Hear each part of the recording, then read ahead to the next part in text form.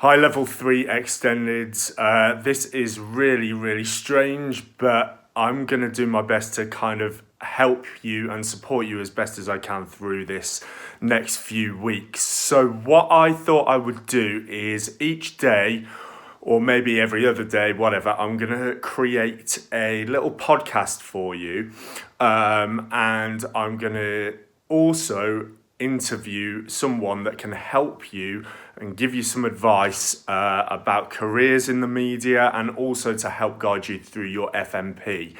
Now today I have asked Katie Allen to speak about her FMP and the process that she went through with pre-production and research in order to get to her distinction grade at the end of the Level 3 Extended FMP.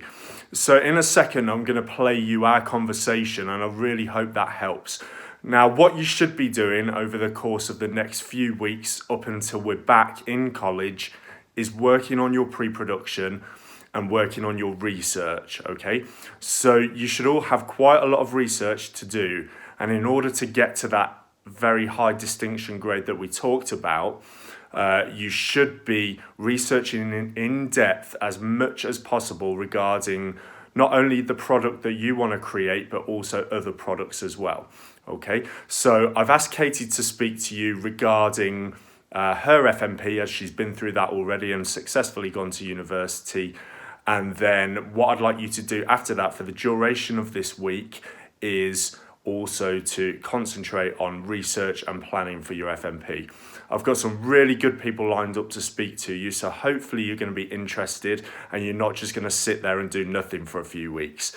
What I have heard from the principal is that we are planning on reinstating lessons after the Easter holiday, but it depends on what is going on with the situation. So we'll keep you updated. By all means, if you have any questions or you need any advice regarding your final major project, let me know. Just drop me an email, which you should all have. It's paul.morell@bmet.ac.uk. If you've got any questions following this video, just message me or Ian or Adrian. You've got all our email addresses. Hope you're keeping well and safe, and remember, hand sanitize, everyone. Speak to you soon. All right, take care. So, guys, what I thought I would do is introduce you to someone that we've spoken about before in class, and this is Katie Allen, who successfully completed your course. How long ago now, Katie? About 5 years ago? Yeah. Yeah? Yeah. About 5 years ago. So, to make it a bit more interesting for you, I thought I would Skype Katie, and then she's going to talk to you a bit about her experience on the course and her FMP and how she went about it. So Katie, I showed the guys your barrister videos that you produced. Yeah. So how did you they're on their pre-production at the moment, how did you go about deciding what you wanted to do for your FMP? Well, I knew that I wanted to do something that was modernish, and at the time, obviously, Netflix and chill was the thing. And I was thinking, instead of doing your ordinary, just short film, I feel like students always tend to go for like a horror short film or whatever. Yeah. University, they still do that, and it's so I just sort of thought we'll try and keep friend orientated, and I really liked American Horror Story and their teasers that they did leading up to the new series, and things like Hotel. I really loved Hotel's sort of their what do you call it, teaser trailers and their material, their posters. I loved all that. So I was trying to thinking along the lines of just sort of being creative and doing teaser trailers, and that's and then I asked you, I think, if I could do that. Yeah. Because it's a substantial film or pilot for a TV series. It was advertising for it. and you said obviously it was okay. So yeah, I That's think that.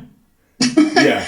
And how did you decide that you wanted to do film? Because obviously there was kind of a process before you selected your short trailers. How did you come up with the fact that you wanted to work in the film genre and medium rather than doing a magazine or doing a whatever? How did you decide that? Well, I sort of went in, uh, started the course in the mindset that film or TV was my calling. Yeah. But everything else was a bonus that we could do, and which was nice because I didn't want to be too constricted from the get go, Yeah. and all that. Um, but then I just sort of I'm most comfortable with is moving image, so yeah, that's why. That's what you did, and then so kind of the pre-production part of that. What pre-production did you do? I know you did storyboards and all that kind of stuff, but can you remember? Because you did a lot of location recce's and things, didn't you, as well? Oh yeah. And you also got professional actors in, which made a real big difference to your FMP. How did you go about sourcing your professional actors? I think it was Spotlight, or a knockoff Spotlight. um, but yeah, it was. I found that process really interesting, and I still one of the actors, the main guy, still in, still keeping contact now and again, which is really nice. And so yeah, I think I just really enjoyed that, of looking through actors and learning about auditioning.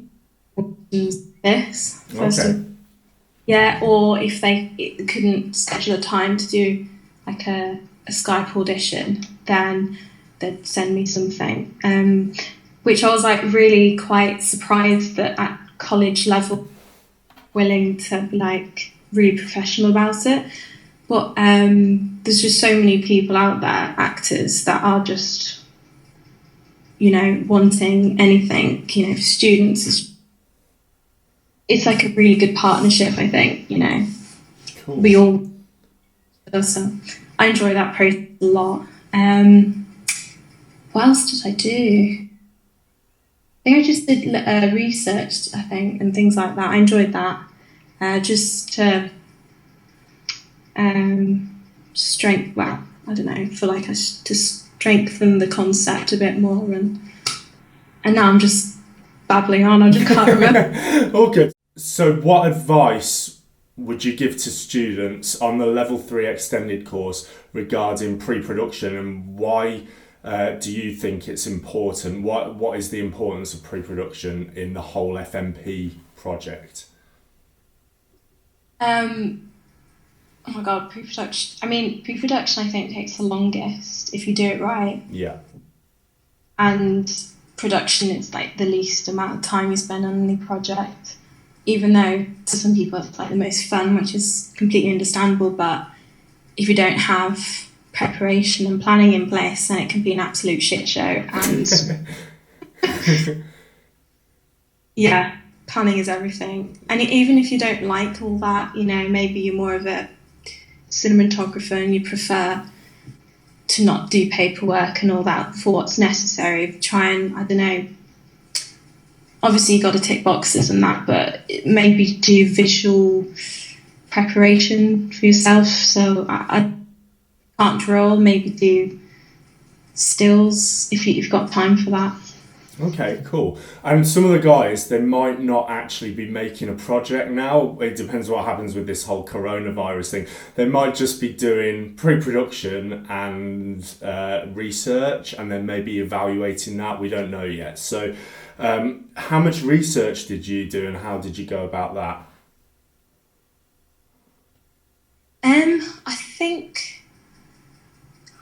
I think it was sort of a narrowing, if that's the word, a narrowing down process of from concept to research, so they would just sort of feed into each other. So I would do a bit of research to start off with, to then help my choices of what I want it to look like. Okay. And then work on something. So whether it would be the dog example, I would look at aesthetic, that character or whatever. I did research into that, and then that helped more of my concept, and then back to my concept, and then back to research, and it was just sort of back and forth. Yeah. Okay, brilliant. So, I mean, your main kind of message on this is that the pre-production and the planning takes the longest, and they should focus fully on that. And that's the bit that kind of showed your distinction level, really, wasn't it? Maybe, I don't know. Trying to be modest for.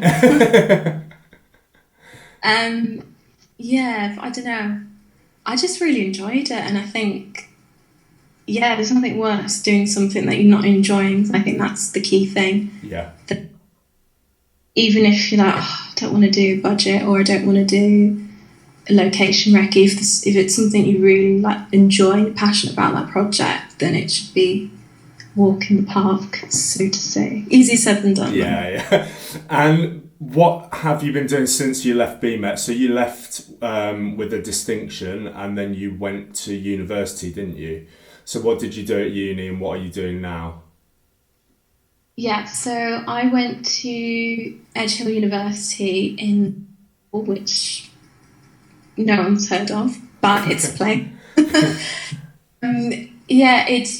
So I did film and television production there.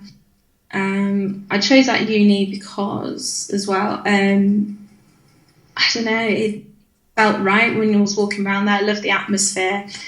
And then I was always aware that, yes, it is good to have contacts and using lecturers or whatever, but at the end of the day, you make what you make of it, So it didn't bother me that no one had heard of the place. So I went there. That was 3 years, and then I'm still at university doing my masters. Okay. And that's really, it's in the Department of Media, but I choose my research projects. At the moment I'm doing on film distribution in Britain, and basically I'm saying we need to strengthen this within higher education to help students understand the industry. So yeah, that's what I'm doing at the moment. Fab. Well, it's great to see you again. You too, darling.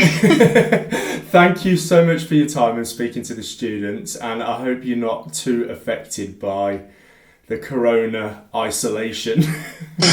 Don't do that. Yeah. Cool. Well, I'll speak to you soon, Katie. All right. Absolutely. Thank you. Take care. Bye.